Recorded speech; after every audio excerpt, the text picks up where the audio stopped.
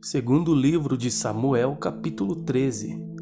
Amnon ama Tamar e comete um incesto. E aconteceu depois disto que, tendo Absalão, filho de Davi, uma irmã formosa, cujo nome era Tamar, Amnon, filho de Davi, amou-a.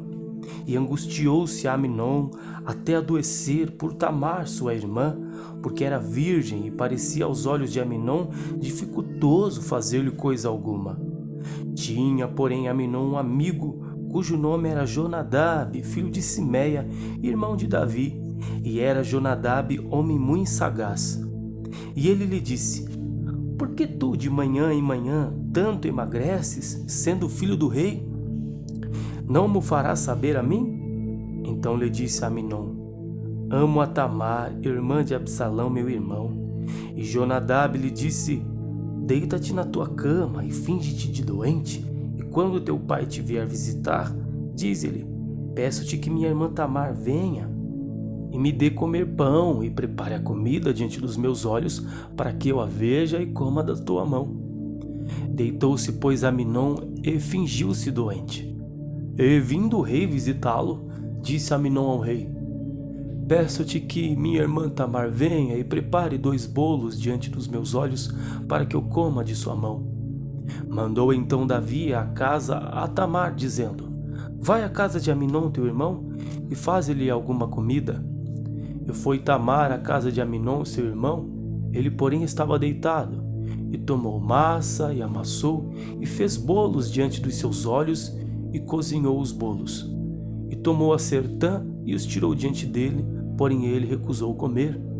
E disse a Amnon: Fazei retirar a todos da minha presença. E todos se retiraram dele.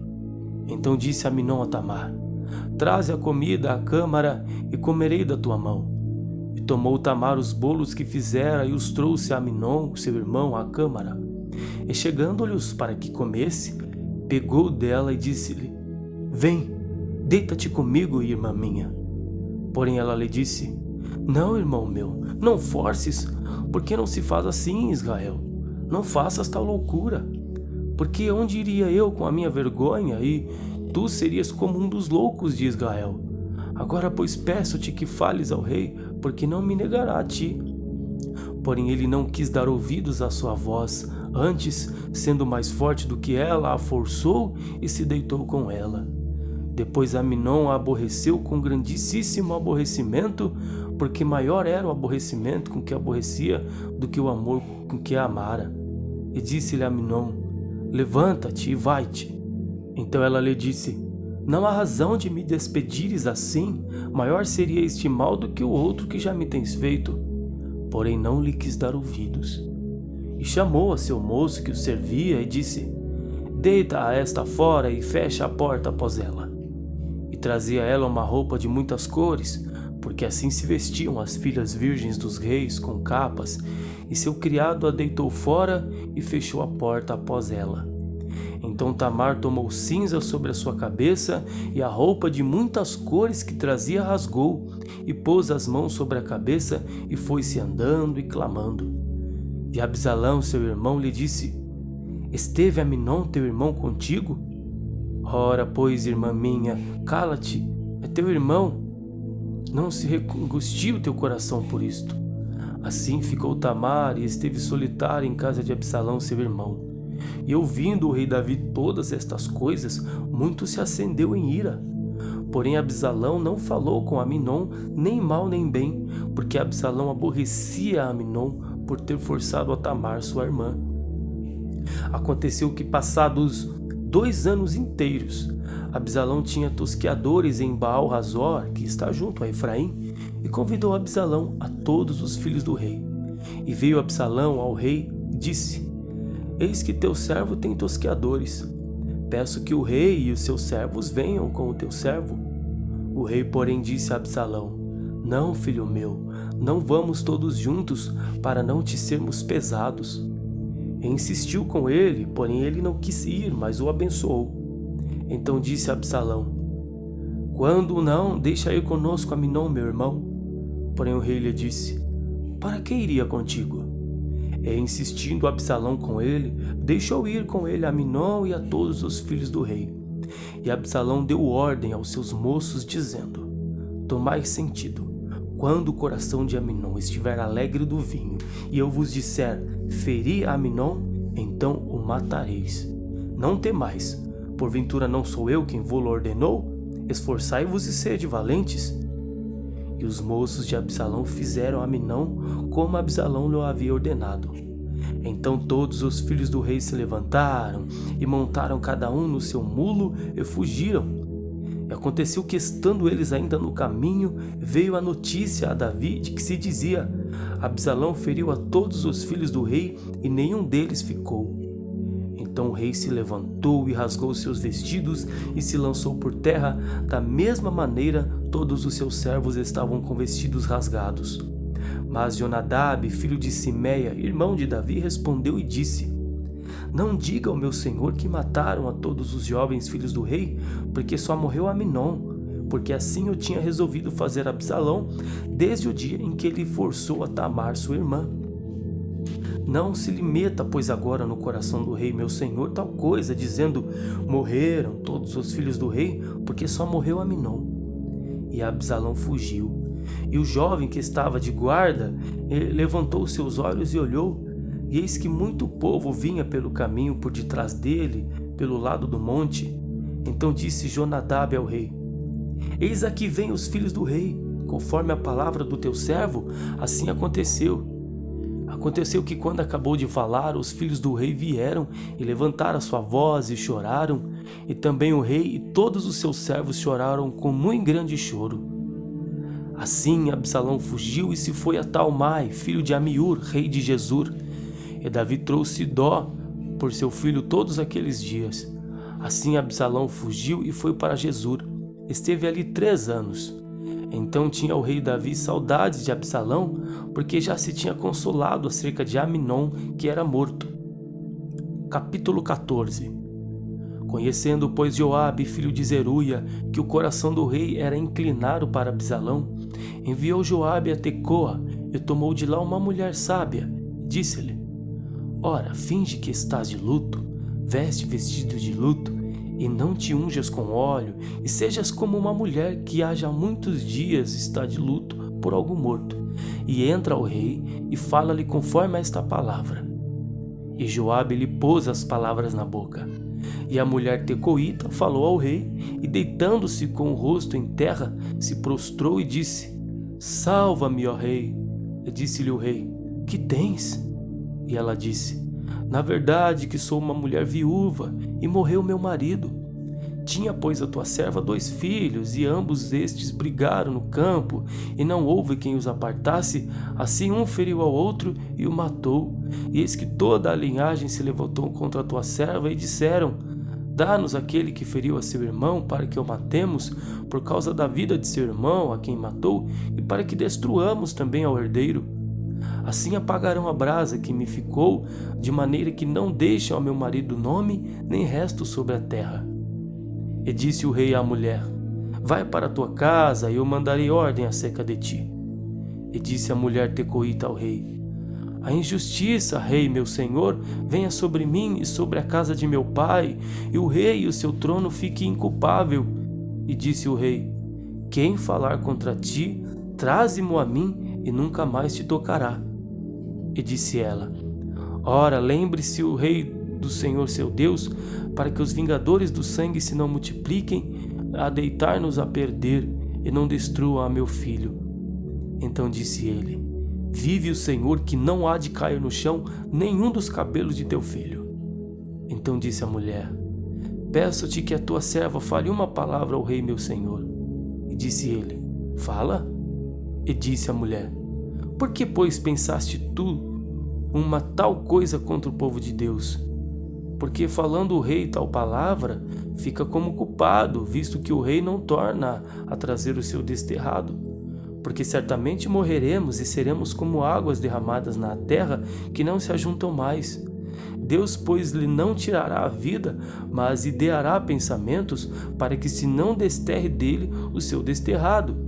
E se eu agora vim falar esta palavra ao rei meu senhor, é porque o povo me atemorizou. Dizia, pois, a tua serva: falarei, pois, ao rei, porventura fará o rei segundo a palavra da sua serva. Porque o rei ouvirá, para livrar a sua serva da mão do homem que intenta destruir juntamente com a mim e a meu filho da herança de Deus. Dizia mais a tua serva: seja agora a palavra do rei meu senhor para descanso, porque como o anjo de Deus, assim é o rei meu senhor, para ouvir o bem e o mal, e o Senhor teu Deus será contigo. Então respondeu o rei e disse à mulher: peço-te que não me encubras o que eu te perguntar. E disse a mulher: ora, fale o rei meu senhor. E disse o rei: não é verdade que a mão de Joabe anda contigo em tudo isto? E respondeu a mulher e disse: vive a tua alma, ó rei meu senhor, que ninguém se poderá desviar nem para a direita nem para a esquerda de tudo quanto ao rei meu senhor tem dito.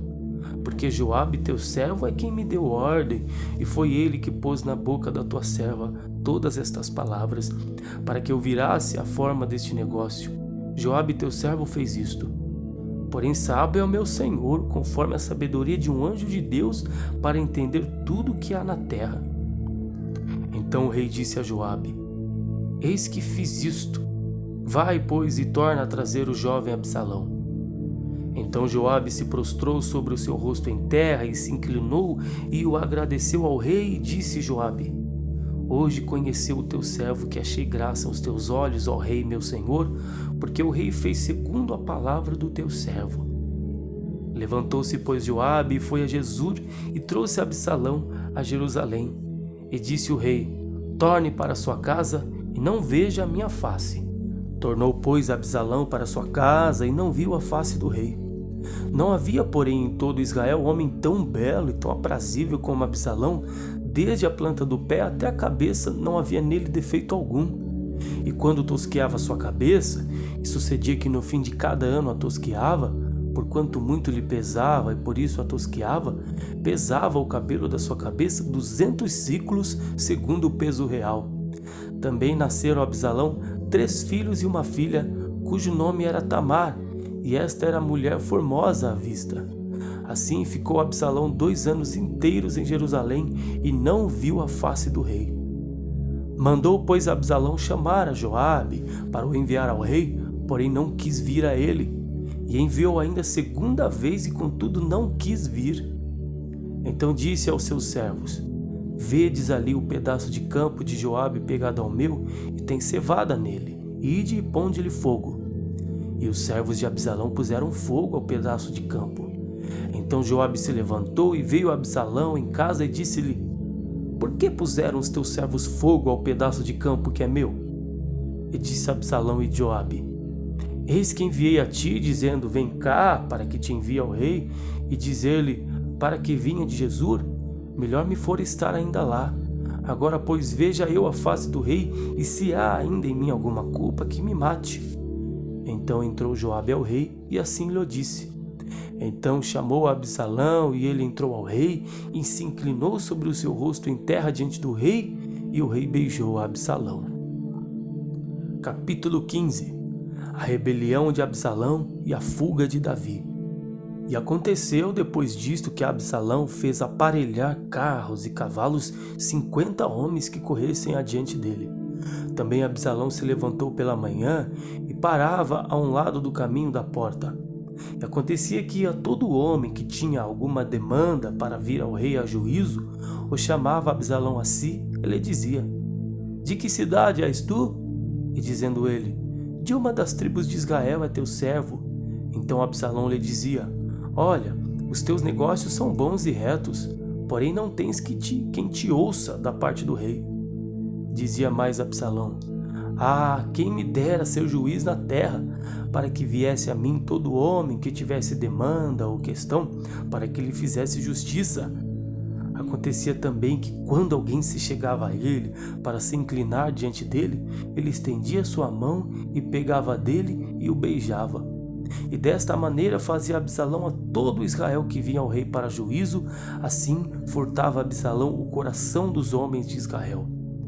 Aconteceu, pois, ao cabo de 40 anos, que Absalão disse ao rei: deixa-me ir pagar em Hebrom o meu voto que votei ao Senhor.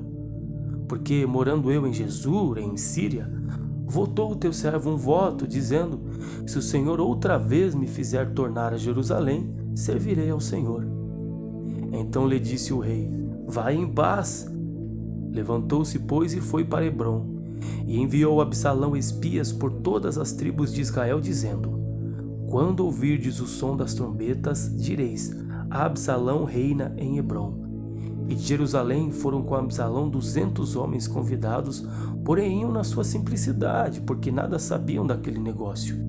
Também Absalão mandou vir Aitofel, o gilotita, do conselho de Davi, à sua cidade de Gilo, estando ele sacrificando seus sacrifícios, e a conjuração de fortificava, e vinha o povo e se aumentava com Absalão.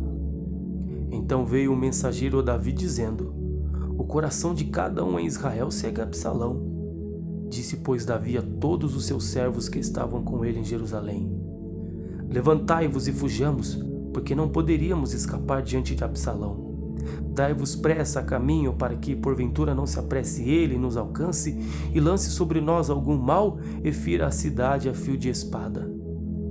Então os servos de 1000 disseram ao rei: eis aqui os teus servos, para que tudo quanto determinar o rei, nosso senhor.